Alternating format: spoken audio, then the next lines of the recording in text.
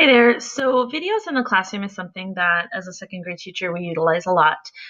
And most of them are teacher driven. So student created videos is something that we're certainly looking to do more of. And I'll kind of touch on that here in a little bit. But as far as the videos that I've created and used in my classroom, one example of them has been, let's say there's an app called Nearpod, and within Nearpod you can create lessons, and within those lessons you can embed videos. So for instance, this particular lesson is on skip counting, and so I was able to create a video on skip counting.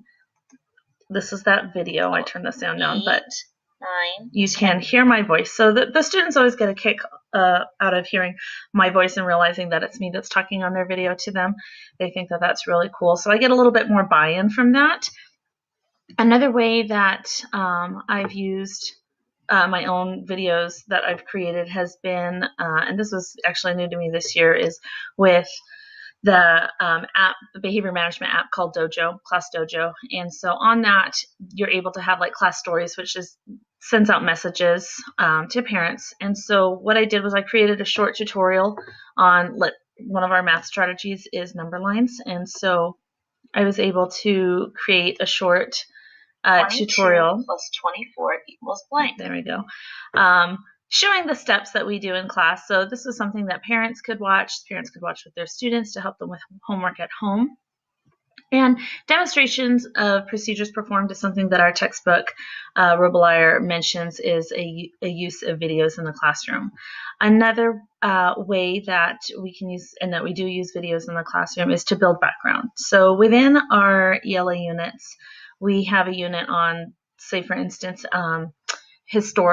America's people. So we study, or we have lessons on Theodore Roosevelt, and most second graders don't know who Theodore Roosevelt is. So we provide background, we build background with YouTube videos. And the National Teacher Training Institute, NTTI, mentions that using videos to bring in historical events and provide background on historical events is a way to do that. And so with Theodore Roosevelt, we're able to do that. With Martin Luther King, with Cesar Chavez, we're able to show them videos of marches or speeches, and that gives them a better idea of what we're talking about. When it comes to the YouTube videos, sometimes you'll find awesome videos, but they might be a little long, and at least in our building, sometimes we're a little restricted as far as how long the videos that we can watch are. So what we do is we're able to use a YouTube URL generator. So this is the one that we use. We can put in that YouTube URL and then indicate where I want it to start and stop. And then it will generate a new URL, which then I can embed into my PowerPoint lesson or wherever it is that I'm going to input it. And then what it also does then is it creates a full screen of that video, and it also eliminates those extra videos that show up on the side. So like for instance this, you'll notice that here I have all these videos on the side, and sometimes you don't know which ones are going to pop up and if they're inappropriate or not, so that's always kind of a concern, especially with young students.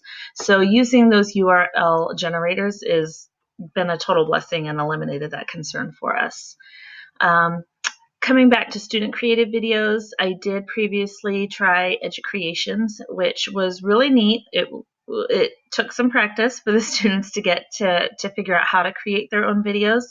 I did have to pay for that service. I had to upgrade to the paid version of the app, which was a little irritating. I wish that there was more free versions of apps that could do that for us, or that the school or district would pay for those for us. Not quite there yet in my school, but hopefully we'll get there, because I really would like to integrate student created videos more with, say, iMovies, or I hear Seesaw is another good one. So I am going to be striving to incorporate that more in my classroom. But videos are a great asset to us in the second grade.